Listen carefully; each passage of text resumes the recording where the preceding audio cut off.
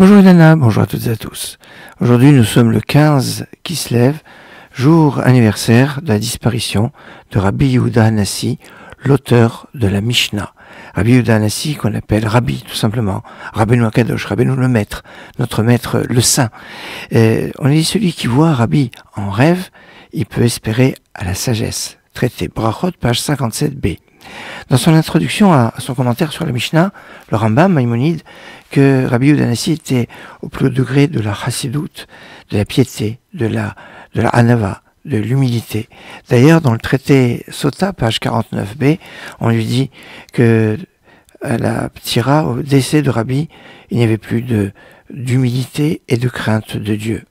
Il était d'une richesse extraordinaire, au point qu'on lui dit que depuis Moshe Rabbeinu jusqu'à Rabbeinu Akadosh, on n'a pas trouvé un grand niveau de Torah et de puissance, de pouvoir concentré chez une seule personne que ces deux personnages. On nous dit qu'il était d'une grande richesse, et un signe de cette richesse, comme l'empereur Antonin, il avait toujours sur sa table de la salade verte, du radis, que ce soit l'été ou l'hiver. Il était la 7e génération depuis Hillel Hazaken. Hillel Hazaken qu'on appelle Hillel le Babylonien, Hillel Habavli parce qu'il venait de Babylonie. Comme Moshe Rabbeinu était la 7e génération depuis Avraham Avinu. Il a diffusé la Torah d'une façon extraordinaire. On l'appelle Rabbeinu Akadosh, notre maître le saint, et il est l'auteur du noyau dur de la Torah orale, la Mishnah. Et dans le traité Kiddushin, page 72b, on lui dit qu'à la disparition de Rabbi Akiva, eh bien, il y a eu Rabbi qui est nolad, qui est né. On lui dit quand Rabbi est niftar, c'est Rava qui est né. Quand Rava est niftar, Rava est né. Comme dit dans Kohelet, un soleil se lève, un soleil se couche. Il n'y a pas un soleil qui se couche avant qu'il y ait un soleil qui se lève et qui va le remplacer quelque part. Quand on a une Mishnah sans auteur, on lui dit c'est Rabbi Meir, Aliba de Rabbi Akiva. C'est en fait l'auteur Rabbi Meir, suivant l'enseignement de Rabbi Akiva. C'est ça. Rabbi Yehuda Hanassi était l'élève de Rabbi Meir à Baal Hanès, et à travers lui l'élève de Rabbi Akiva. L'époque de Rabbi était une époque d'accalmie entre des époques difficiles. À la naissance de Rabbi Yehuda Hanassi, la mila a été interdite, et grâce à leurs voisins païens, eh bien Rabbi a pu être sauvé en échangeant les bébés avec un certain Antonin qui deviendra plus tard Antonin le Pieux, un empereur extrêmement philosophe et très très important. La disparition de Rabbi, eh bien, revient une période de persécution, mais pendant la vie de Rabbi, ben, c'était tranquille, ce qui a permis de rédiger la Mishnah. Ses élèves les plus prestigieux sont Rav et Shmuel, qui vont repartir en Babylonie, comme la 7e génération avant Rabbi Yehuda Hanassi, Hillel, qui venait de Bavel, eh bien, Rav va fonder la grande yeshiva de Soura, et Shmuel va fonder la yeshiva de Nerdea, toutes les deux les plus grandes yeshivot de Babylonie. Excellente journée.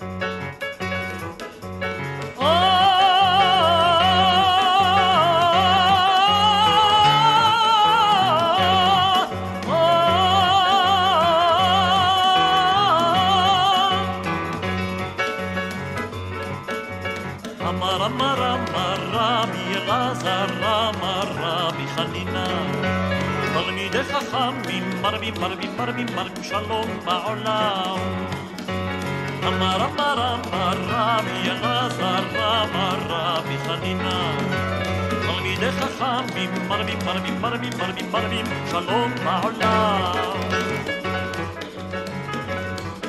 שנאמר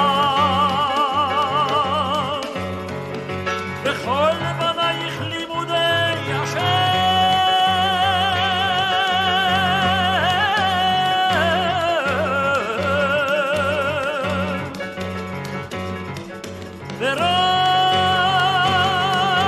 וראשונה בנייך אל תקראי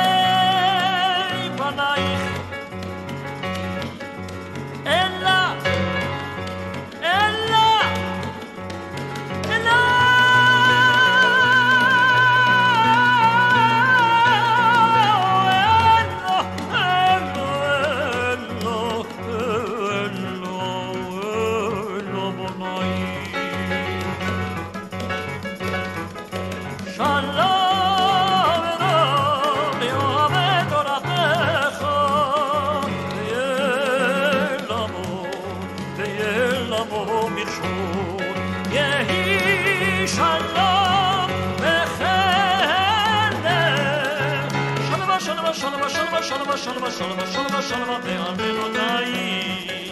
שלווה, שלווה, שלווה, שלווה, שלווה, שלווה, שלווה, שלווה, שלווה בארמנותיי. אמר אמר אמר רבי אלעזר, אמר רבי חנינא, תלמידי חכמים מרבים, מרבים, מרבים, מרבים, מרבים שלום בעולם.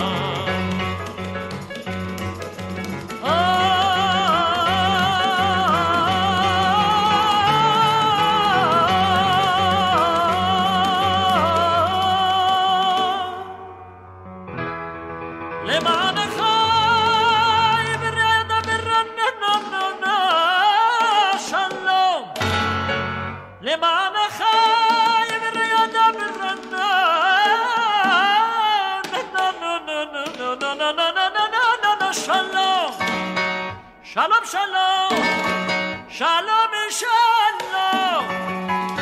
שלום, שלום,